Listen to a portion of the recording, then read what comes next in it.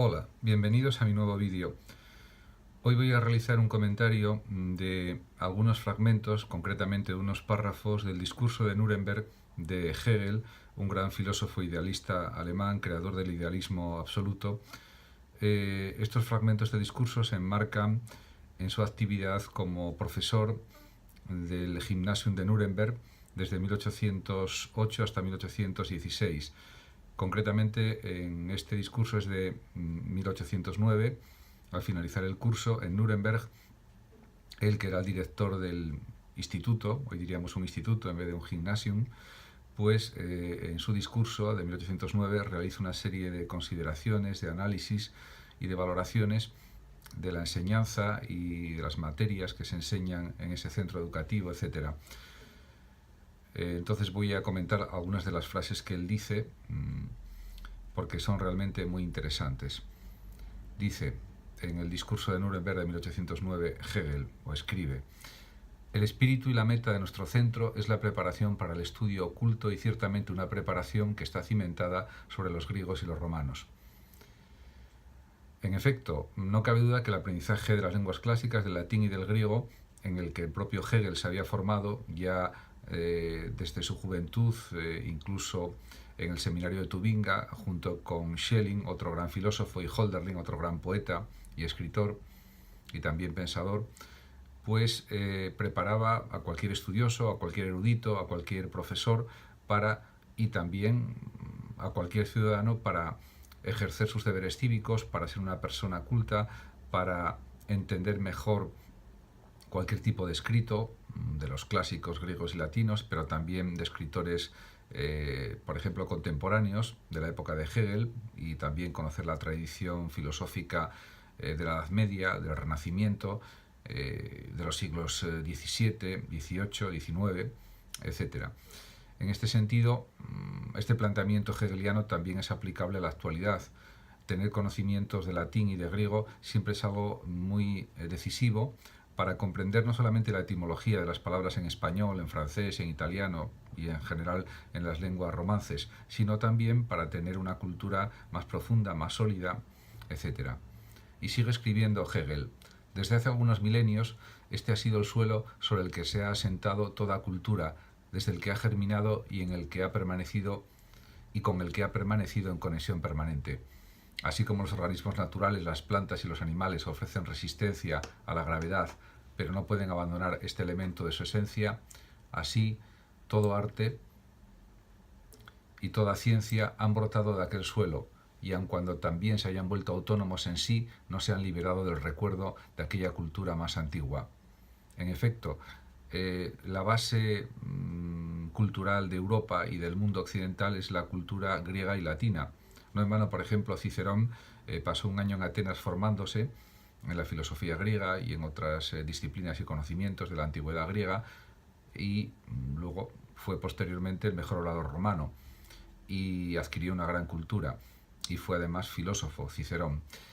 Pero hubo otros muchos personajes romanos, políticos, estudiosos, literatos, filósofos, que también tenían pues una estancia prácticamente obligada en Atenas, porque era, diríamos, la cuna de la cultura de la antigüedad. De hecho, como se sabe, Roma imitó muchos aspectos de la cultura ateniense, de la cultura griega, de la formación que se daba en esa ciudad y en otras de la antigua Grecia. Y en otro de los fragmentos de este discurso de Nuremberg dice también, o escribe el propio Hegel: pero tan importante como es la conservación de este suelo, tan esencial resulta la modificación de las condiciones sobre las que reposaba en otro tiempo. Al tomar conciencia de las insuficiencias y desventajas de los antiguos principios e instituciones en general, y junto con ellos de los fines y medios formativos que llevaban implicados, el pensamiento que aflora primeramente a la superficie es el de rechazo y eliminación totales de los mismos. Pero la sabiduría del gobierno, elevándose por encima de este recurso aparentemente fácil, responde de la forma más verdadera a las necesidades de la época al poner lo antiguo en una nueva relación con el conjunto, y de esta forma conservar lo esencial del mismo a la vez que lo cambia y lo renueva. Con esto quiere decir que la propia legislación educativa del gobierno prusiano reconoce que es algo esencial y fundamental preparar a los jóvenes, a los adolescentes, en las lenguas clásicas, en latín, en griego, también conocer la mitología griega y latina, pero sobre todo conocer estas lenguas que generalmente se suelen llamar muertas, pero que realmente son la base de los idiomas, como por ejemplo idiomas como el francés, el español, el italiano, etcétera. Y en este sentido es una formación muy profunda la que ofrecen las lenguas clásicas, y por lo tanto eso hay que promocionarlo, hay que mantenerlo en los aprendizajes. Y sigue escribiendo en este discurso de Nuremberg de 1809 Hegel: solo con pocas palabras necesito evocar el conocido lugar que ocupaba en otro tiempo el aprendizaje de la lengua latina. El hecho de que este aprendizaje no era considerado meramente como un momento del estudio oculto, sino que constituía la parte más esencial del mismo y el único medio de formación superior que se ofrecía a quien no quería permanecer en la enseñanza general, totalmente elemental, el que para la consecución de otros conocimientos que son útiles para la vida civil o que son valiosos y para sí mismos apenas se habían creado centros expresamente para ello, sino que en conjunto se encomendaba a la ocasión del aprendizaje de dicha lengua el si se permitía abordar algo y en qué medida de esta o de esa problemática